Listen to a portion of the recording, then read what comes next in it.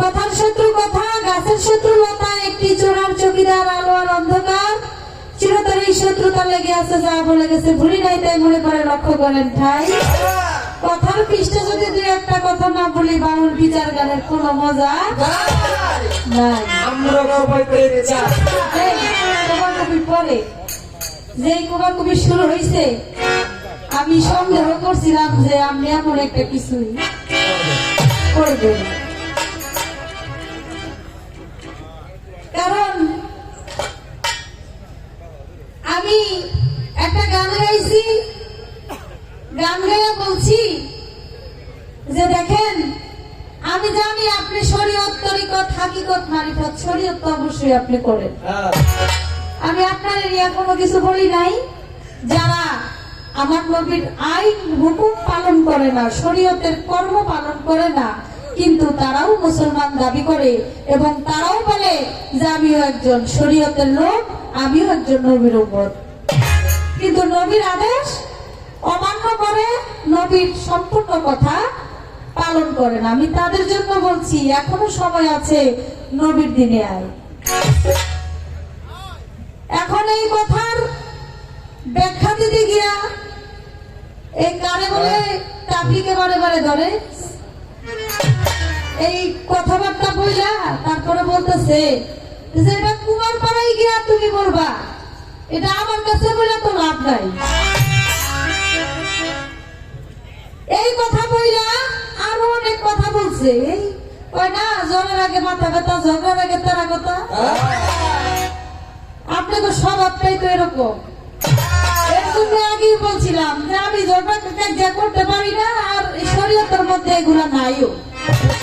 এর জন্য আমি বলছিলাম যে গীবতকারীকে আসলেই খোদা পছন্দ করে না, আল্লাহ পছন্দ করে না।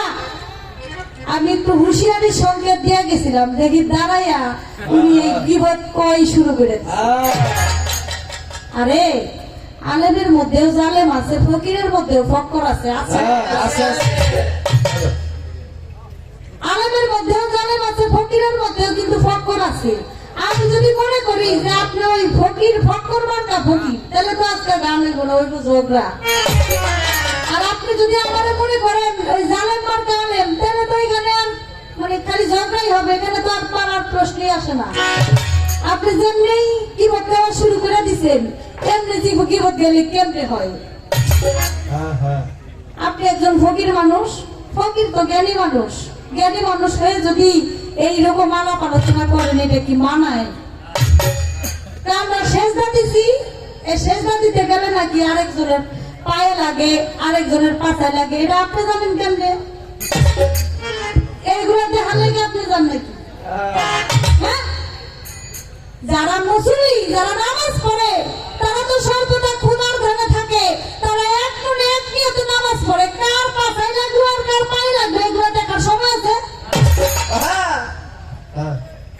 কি বলেন? এগুলো দেখার লেগে যায়। কথা সত্য। এগুলো না যদি দেখে তাহলে এগুলো কয় কিভাবে? আমরা তো এইসব কথা বলি না, কারণ আমাকে ওই ফকিরে কি করলো, কোন জায়গায় গিয়ে কি করলো না করলো এগুলো আমাকে দেখার সময় নাই। আমরা আল্লাহ রাসূল নিয়ে ব্যস্ত, আমরা নামাজ কালাম নিয়ে ব্যস্ত। আমার রাসূল করিম হযরত মুহাম্মদ সাল্লাল্লাহু আলাইহি ওয়াসাল্লাম যা বলে গেছে আমরা দিন ধর্ম নিয়ে পালন করতেছি, এইটা ব্যস্ত আমরা। আর ওনারা হলো খালি দুষ খুঁজবো, ওনারা কেমনে নামাজ পড়বো, কেমনে সেজদা দিব, কার পাশায় লাগে, কার পায়ে লাগে, কার হাতে লাগে, কার মাথায় লাগে, এইগুলো দেখার কামই হলো। এই আস্তে এইগুলা দেখা দেখি করেন না। নামাজ পড়েন, রোজা রাখেন, হজ করেন, যাকাত দেন, যেগুলা দিলে কাম হইব, যেগুলা করলে কাম হবে, আল্লাহর কর্ম করেন। মানুষের পিছে পিছে ঘুরা খালি দোষ ধরেন না, আর কে কি করলো এগুলা দিয়ে খালি বিশ্রায়েন না। একটা গান গাই তারপরে দেখতেছি।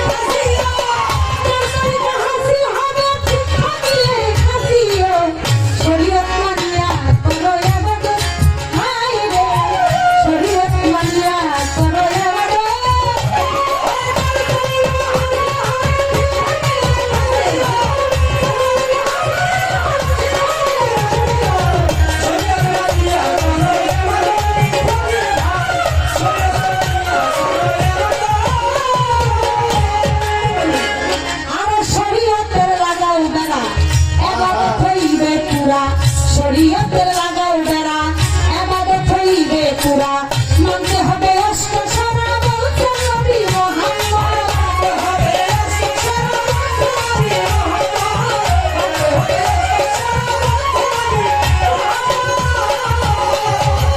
শরীয়তের লাগাও বেড়া, ইবাদত হইবে পুরা, মানতে হবে অষ্ট সারা বলছেন নবী মুহাম্মদ।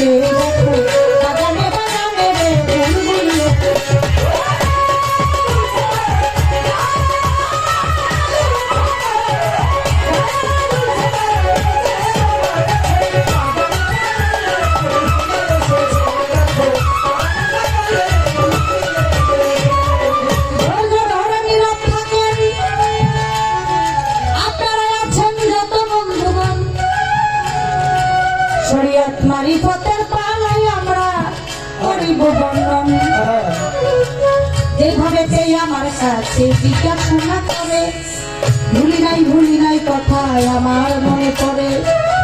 অনেক কথা বলে গেল আসরে দাঁড়াইয়া, কি বলবো তাহার কথা শুনে দুঃখে যাই মরিয়া।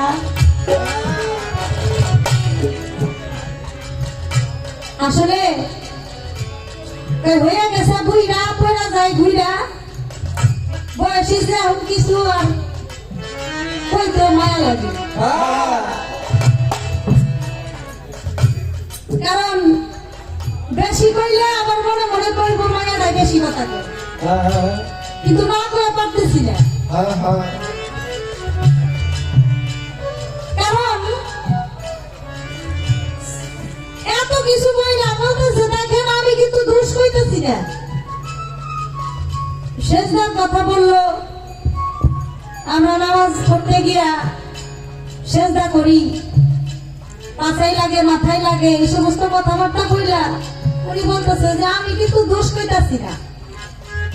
দোষ না কইয়া কি বললো যে আমার এখান থেকে একটা প্রশ্ন, যার পিছনে নামাজ পড়তে গিয়া যার পায়ে লাগে, যার পাছাই লাগে, সেই মানুষটা পরের দিন যদি মারা যায় তাকে সেজদা করা হয় না কেন?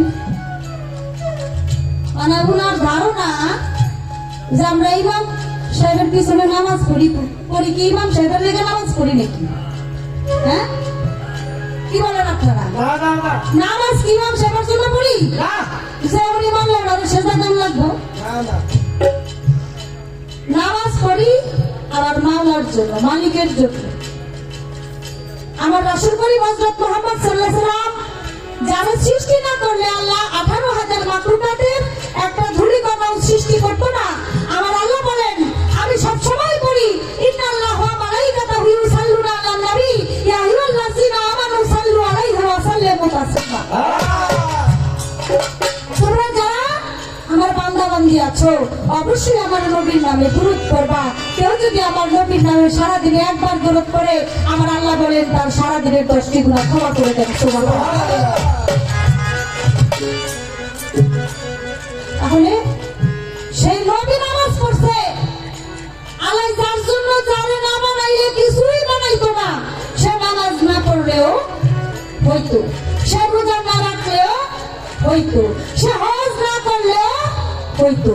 কিন্তু আমার নবী করিম হযরত মুহাম্মদ সাল্লাল্লাহু আলাইহি ওয়াসাল্লাম তিনি নামাজ পড়ছে কার জন্য? আমার মালিকের জন্য, আমার আল্লাহর জন্য। আমার নবীর দোস্ত আমার আল্লাহ, আর আমার আল্লাহর দোস্ত আমার নবী।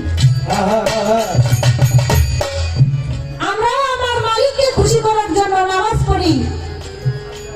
কারণ কোরআন শরীফের 82 জায়গায় বলা হয়েছে সালাত কায়েম করো, সালাত কায়েম করো, সালাত কায়েম করো। নামাজ হলো এটা ফার্সি ভাষা, বাংলায় হলো স্মরণ করা, আরবিতে বলা হয় সালাত।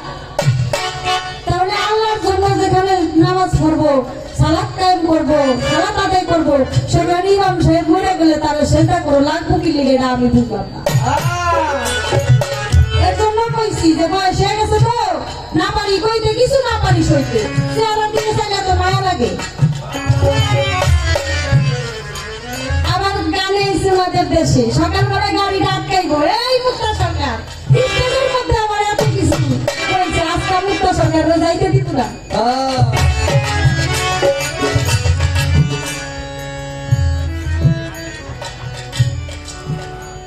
যার জন্য নামাজ পড়ি সে মালিক যদি আমার প্রার্থনায়, আমার নামাজে যদি মালিক খুশি থাকে, আমি তো যখন নামাজ পড়তে যাই আমার সামনে কে, আমার পিছনে কে, আমি তো মানুষের দিকে খেয়াল রাখি না। আমার সামনে আমি কাবাকে হাজির নাজির করে, আমার আল্লাহকে হাজির নাজির করে, কাবা শরীফকে হাজির নাজির করে আমি তারপরে নামাজ পড়ি। প্রত্যেকটা মানুষের মৃত্যুর স্বাদ গ্রহণ করতে হবে, কুল্লু নাফস যায়কাতুল মউত। তাই মউত যখন প্রত্যেকটা মানুষের স্বাদ, মৃত্যুর স্বাদ গ্রহণ করতে হবে। একটা মুসলমান যখন মারা যায় তাকে জানাজা দেওয়া হয়, ওইখানে কোনো সেজদা করার নিয়ম নাই। আরেকটা জিনিস সবসময় রাখবেন, সেজদা একমাত্র আল্লাহকেই করা যায়, সেজদা আর অন্য কাউকে করা যায় না। আলিফাতের ফকিরের কাছে আমার একটা জানার বিষয়, আমি আপনার কাছে জানতে চাই, সেজদা কত প্রকার, কি কি এবং কোন প্রকার সেজদা পীর মুর্শিদের দরবারে গেলে তাদেরকে কোন সেজদা করা হয়, আর আল্লাহকে আপনি কোন সেজদা করেন? আল্লাহর সেজদা আর পীর মুর্শিদের সেজদা দিয়ে সব এক করে ফেলান, এটা তো এক না। অবশ্যই পার্থক্য আছে, কারণ আল্লাহকে যেভাবে সেজদা করা যায় পীর মুর্শিদকে সেভাবে সেজদা করা যায় না। আমি একজনই, আপনি যেটা একজন মারিফতের ফকির, আমি আপনার কাছে জানতে চাই আল্লাহকে কিভাবে সেজদা করেন, আর পীর মুর্শিদ বিভিন্ন দরবারে গিয়ে পীর ওলিদেরকে কিভাবে সেজদা করেন।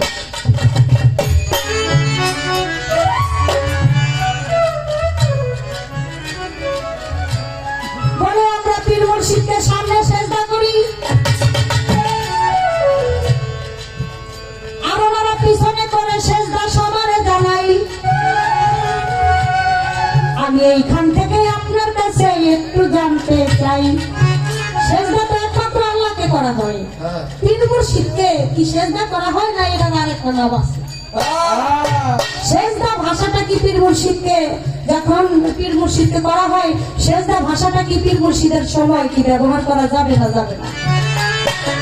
আর যদি বলেন যে না পীর মুর্শিদকে সেজদা করা যায় না, এটার নাম আরেকটা, তাহলে এটারে আপনারা সেজদা বানান কেন? এটা আমি আপনার কাছে জানতে চাই, আপনার গানের আপনার কথা থেকে এটা আপনার কাছে আমার একটা পয়েন্ট হয়ে গেল। একটা গান গাইছি, সেই গানটা দাদা যান আনোয়ার দান সাহেব, তিনি একজন সাধক ছিলেন, গায়ক ছিলেন। রশি সরকার বাবাজি ওনার উস্তাদ ছিলেন, ওনার লিখা গান, ওই মাঝি ইসলামের ঘন্টা শব্দ শোনা যায় রে, নবীর দিনে আয় রে তোরা নবীর দিনে আয়। গানের লাস্টের অন্তরের মধ্যে আছে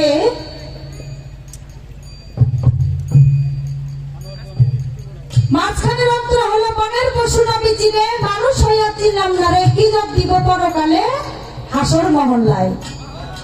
নূর নবীজি নায়ের মাঝি পার হবি কে আয়। গানের এই অন্তরা মাঝখানের অন্তরার মধ্যে নূর নবীজি নায়ের মাঝি পার হবি কে আয়, মানে গানটা আমি গাইছি। তো এটা কেমন একটা বেয়াদবের মতন কথাবার্তা হয়ে গেল না? ও আমি গাইছি এই জন্য আমার দোষ হয়ে গেছে না? দোষে খুঁজে দোষ আর গুলি খুঁজে গু, যে লেখছে আর কোনো দোষ নাই, আমি গাইছি এটা আমার দোষ হয়ে গেছে। হ্যাঁ, ওখানে আমেরিকান ডাক্তারের একটা বিষয় আপনারা জানেন কিনা জানি না, আমি একটু বলি।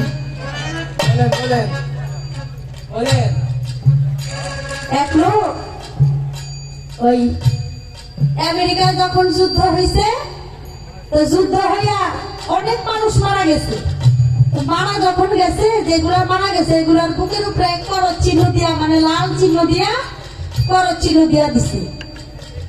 এটা দেখলেই যেন বুঝতে পারে যে না উনি হলো হিজ ডেড।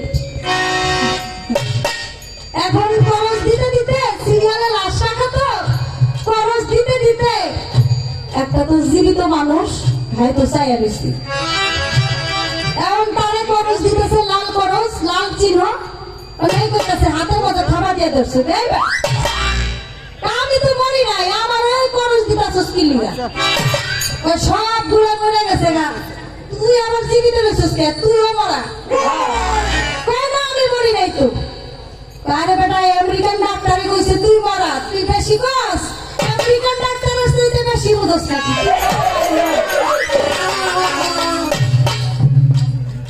আপনি কি আমেরিকান ডাক্তারের চেয়ে বেশি বুঝেন? গান লেখছে এটা রশিদ সরকার বাবাজির উস্তাদ আনোয়ার দেওয়ান সাহেব, তিনি এই গান লেখছে, নূর নবীজি নায়ের মাঝি পার হবি কে আয়। ওরা আমি গানটা গাইছি না, আমার দোষ হয়ে গেছে গা। বিয়া তো ভেবে তো পড়তেছে নূর নবীজি, হ্যাঁ কেন না? হায়াতুল মুরসালিন নবী, নবী হায়াতের সাথে জিন্দা, নবী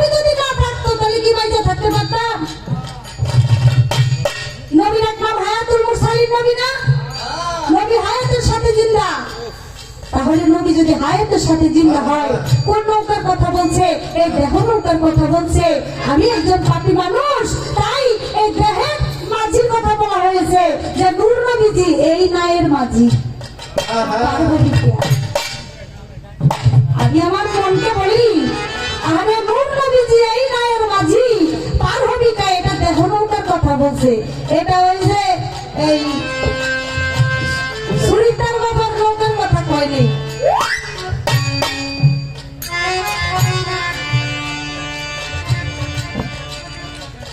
কই হৃদয়ে কাবা নয়নে মদিনা যদি থাকে, নাও বয়া কই যাও বলো নাই আমারে।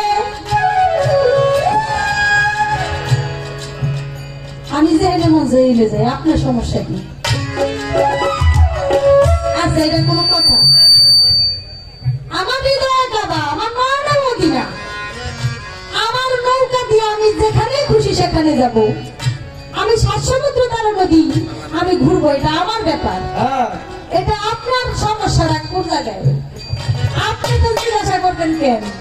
আপনি বলবেন কেন যে তুমি কই যাও, যে আমি খুশি এনে যাই? আরে শরীয়তের, তরিকতের, হাকিকতের, মারিফতের নবী আমার নবী করিম হযরত মুহাম্মদ সাল্লাল্লাহু আলাইহি ওয়াসাল্লাম, শরীয়তের একটা দায়িত্ব আছে না? নৌকা বয়া ইসলাম প্রচার করতে যাই, দাওয়াত দিতে যাই, ইসলামের দাওয়াত দিতে যাই। কুমারপাড়ায় যাই দাওয়াত দিতে, নবী দাওয়াত দিতে যাই। আমার নয়নে মদিনা, আমার হৃদয়ে কাবা, তারপরে আমার মনে আশা যদি আমি এই দেহ নৌকাটা নিয়ে যদি আমার দয়াল নবীর দরবারে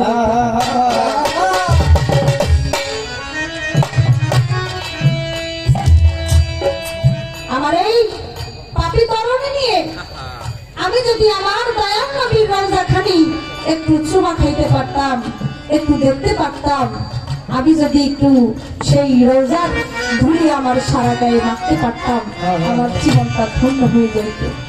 তাই তো এটা তো একটা আশিকের আবেগের কথা। আমার হৃদয় মাঝে কাবা নয়নে মদিনা, ছেড়ে দেও নৌকা মাঝি আমি যাব মদিনা। একা এই নিজের দেহের কথা বলেছে, ছেড়ে দে নৌকা আমি যাব মদিনা, মদিনায় যাব। যে কথা জিজ্ঞেস করলো আমি জবাব গেলাম দিয়া,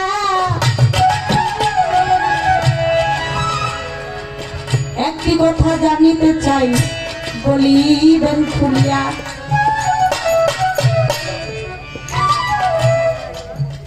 আপনার কাছে মারিফত সম্পর্কে আমি জানতে চাই। এই পৃথিবীতে এমন একজন মারিফতের ফকির ছিল, সে দাঁড়ে দাঁড়ে গিয়া মানুষের দরজার সামনে গিয়া মানুষের কাছে গিয়া মারিফত বিক্রি করতে চাইছে। যে মারিফত কিনবানি কেউ আমারে বলো, মারিফত কিনবানি কেউ বলো। ফেরিওয়ালা যেমন মানুষের বাড়ি বাড়ি যায়, মারিফতের এক ফকির মারিফত বিক্রি করার জন্য দাঁড়ে দাঁড়িয়ে গেছে, কিন্তু কেউ মারফত কিনতে চাইল না।